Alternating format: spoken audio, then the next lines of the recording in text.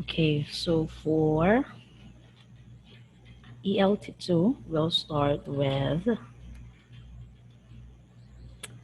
definition of terms about multilingualism. Okay, so here is the outline for discussion for today.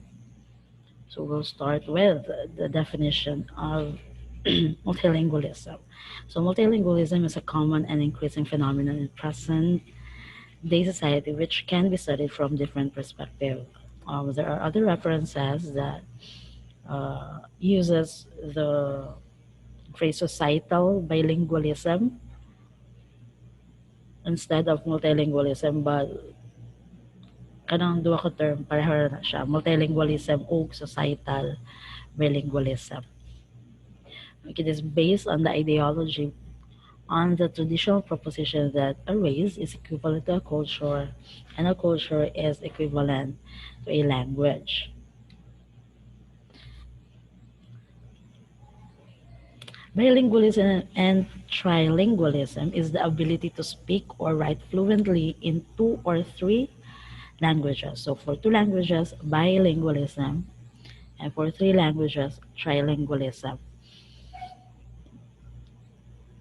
People may become bilingual or trilingual either by acquiring 2 or 3 languages at the same time in childhood or learning a second language sometime after acquiring their first language. So we have terms na, mag-refer dyan ana, and we'll be discussing it sa mga next na slides.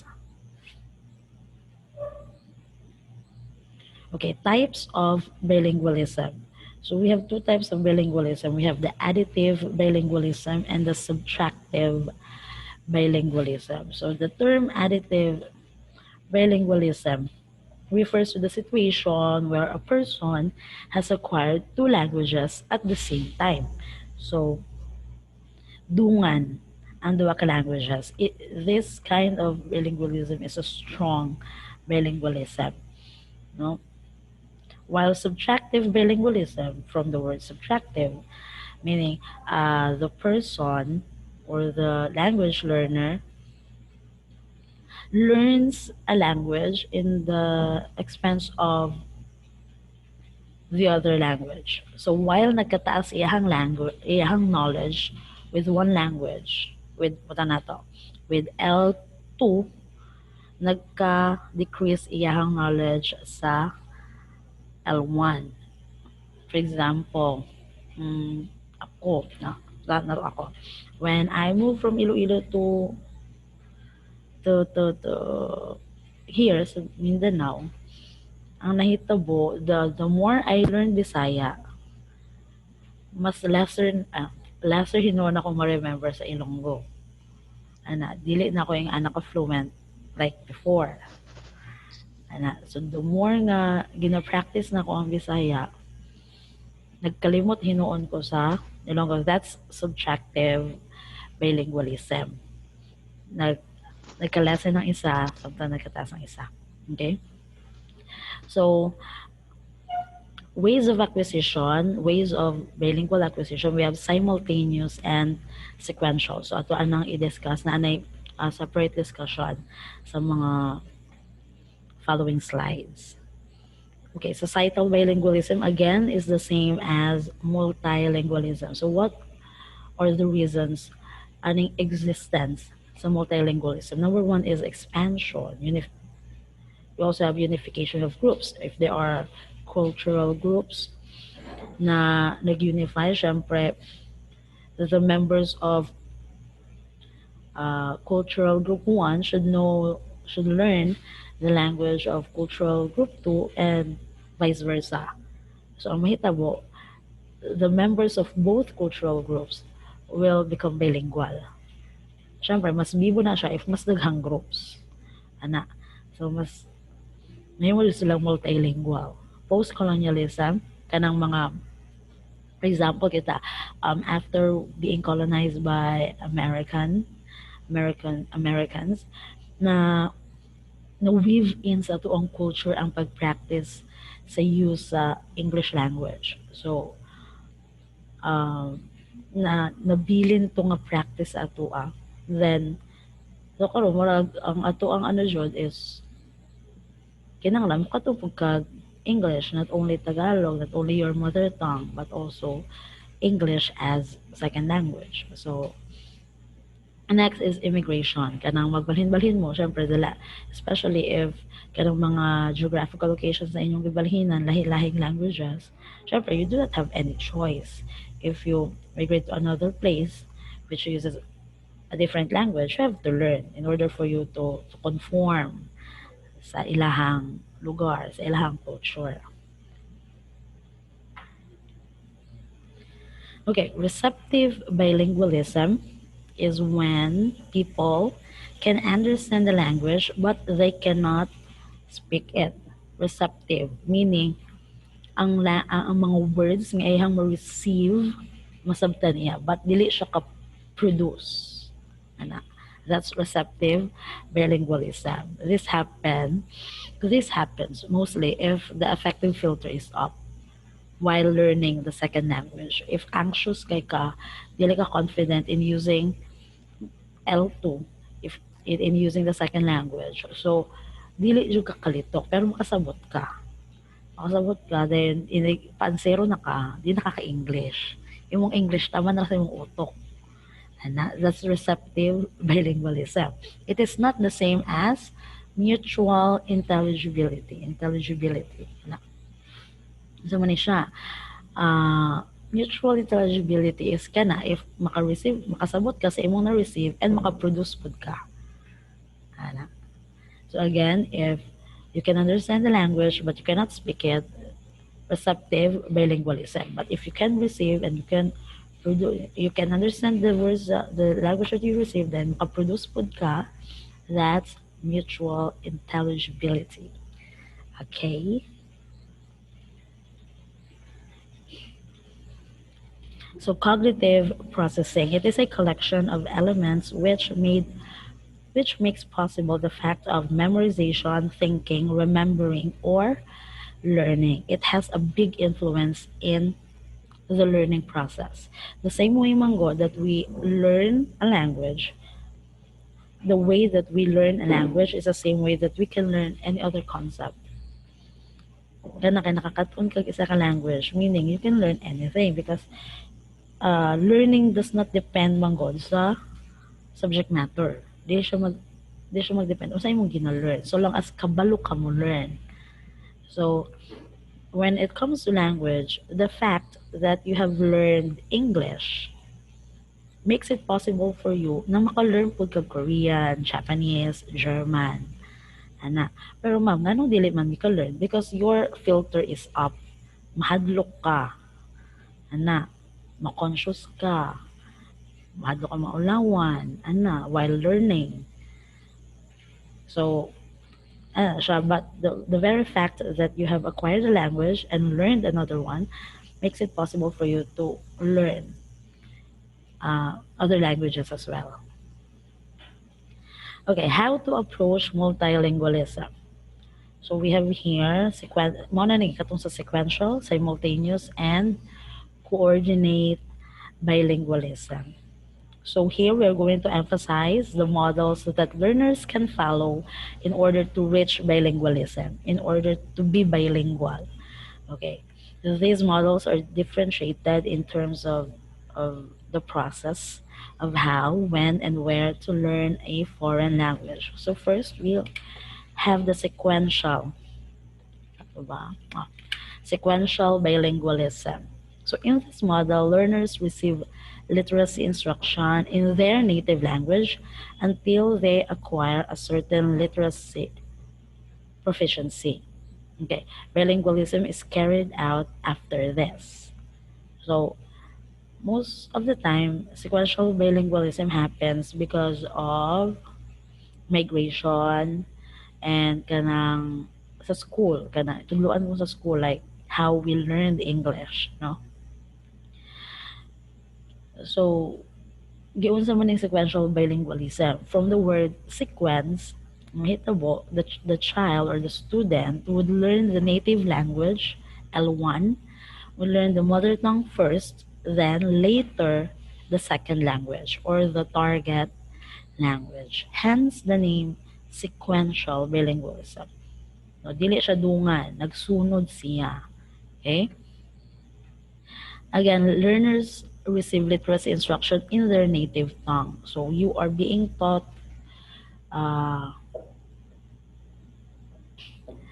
how to speak English using your native tongue. Ana. Ang mode of instruction is ang imuhang mother tongue. Example, tudluan kag English pero ang gamit Bisaya. O ingon ani, ang verb kay ingon ani, ang noun kay ingon ani. Mao ni ang rules sa if singular ang subject, dapat singular ang verb.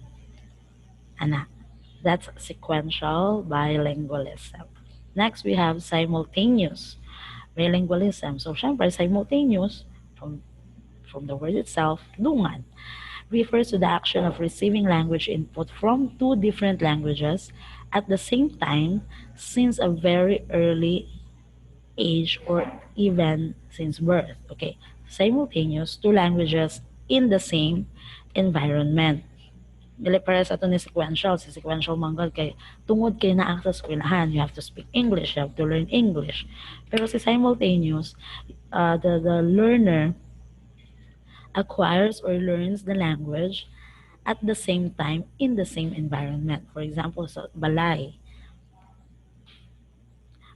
if your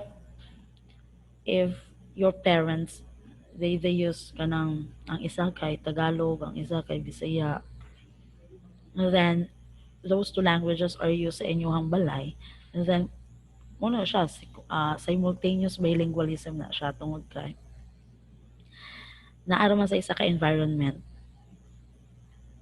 Okay?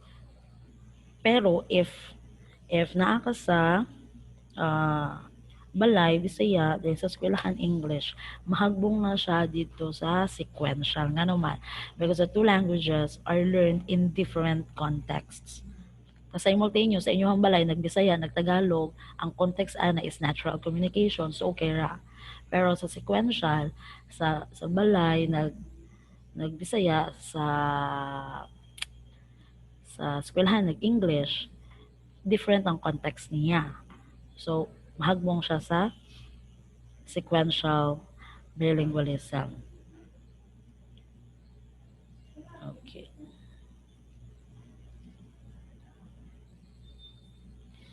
Ano questions? Wala? Am I recording? Okay. Next, coordinated bilingualism. The aim of coordinated bilingualism is to spend equal time and separate instruction of the native language and of the community language. So more or less, coordinated bilingualism is an extension of sequential bilingualism, wherein the student or the learner uses his or her mother tongue for basic literacy and uses another language for specific skills. For example, kita, Bisaya, we use Bisaya in speaking. Then if call center agent ka, you use English for your job. Specific skill na gina-carry out using another language.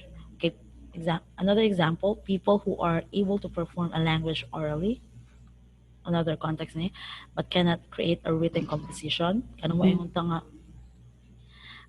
kasagaran makadungog na anak sa eskwelahan nga, maayo naman na siya oral, maayo naman na siya written. Maayo siya written, pa-oral gani, di katubag. Or maayo siya oral, pero written gani bati. That situation falls under coordinated bilingualism. Ang kanang student is a coordinated bilingual. Or the other way around. People who can write in one language but cannot speak it at least fluently. So ingon ana. So coordinated bilingualism, duwas iya number one, kaning using your mother tongue for basic literacy and using another language for a specific skill, or kining sa macro skills, dili madungan ang if writing ra siya, dito ra siya maka-express sa target language. If speaking, dili na kaayo. Ana, balik ta atong receptive bilingualism. Ana. The spread of multilingualism and the spread of English. So, this will be your first output sa ELT2 if I'm not mistaken. You're going to have library paper, a paper presenting factors that cause multilingualism. We have here historical, political, and economical factors, cultural. Mag-post lang ko dito sa ato ang Google Classroom kung sa mga factors ang gusto na akong i-appeal ninyo. So what you will do is to research articles or evidences nga historically na ang historical factor naka-influence siya sa pag-spread of multilingualism. Ang political factor, politics played a role in spreading multilingualism in a country. Economy played a role in the practice of multilingualism sa usa ka community. So ingon ana ako ang gusto ninyong buhaton for this lesson. Okay? Lahi pa jud napa jud kay isa ka quiz via Google Form. Okay? So duwa ka quiz ang inyuhang duwa ka outputs ang inyuhang ipasa for this topic kining multilingualism. So for next meeting ako gyapon na mag-present dayon after nako katunang presentations. Now speaking of presentations,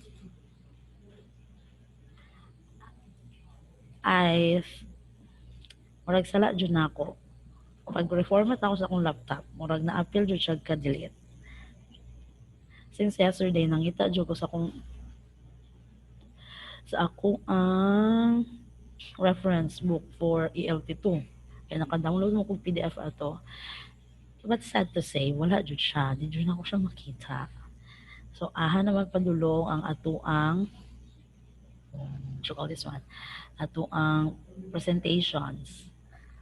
Ani ang mahitabo sa syllabus.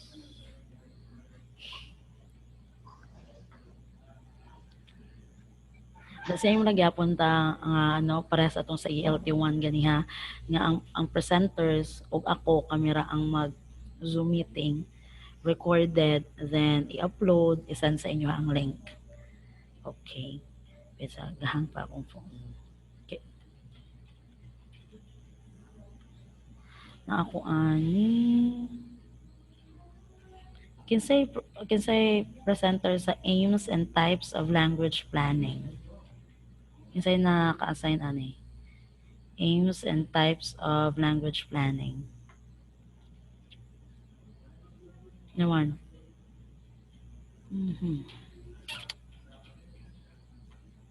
Wala? People. Wala guro diri, ma'am. Wala. Naka-appeal. Ma'am, wala nakasulod. Isa pa man, ha? Ining factors of, ako man eh. Approaches to language planning. Isa may assign ani. CCC. Approaches to language planning. Na ako'y reference ani sa approaches of language planning. Si Marcia at si Cabrera. Si Marshall si Cabrera. Okay. Kaya ako aning A++. Kung sa mga topic ang wala ko. Wala ko ay saan mo to? Hala, ilagay mo dayon ang another topic na makahatag ko link sa reference kay alam mo oras to. Nakasamok ba na ako? Oras to. Oo, ala. Nawala man niya ako ang ano, PDF. Ay.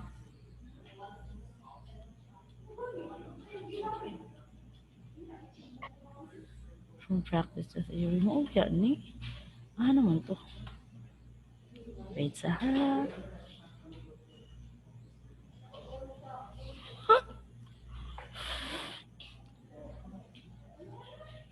Okay, ano na lang. If you can find reference sa internet. Na ako yung na-download yesterday nga book dahil nga PDF dahil naglag siya. Dili siya mo-open. Sa mukha, oy. Occurs na ba niya akong ELT1, ELT2? Nga naman ka. Bakit ka ganyan? If you can find references over the internet, isend sa kuha. If makakita na mo para a front package is required to correctly display this image. Huh?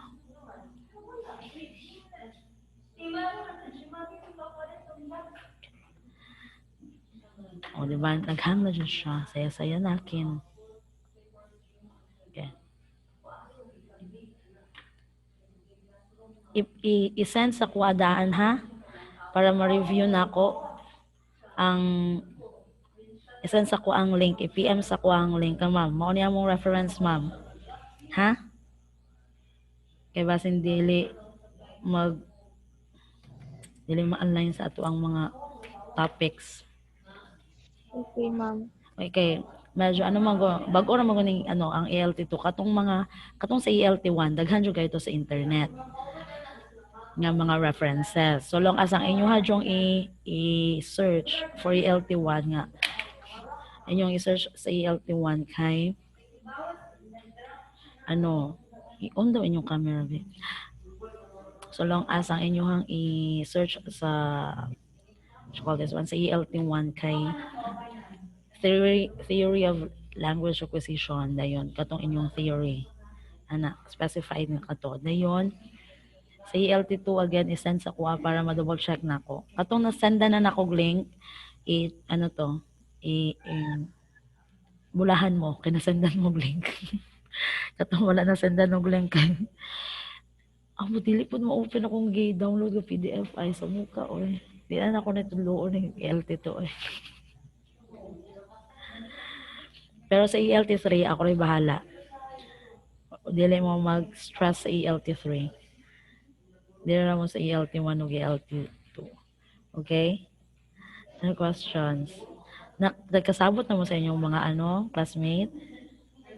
Ay, ma'am, katong partner ko, ma'am, dili na ko ma-reach.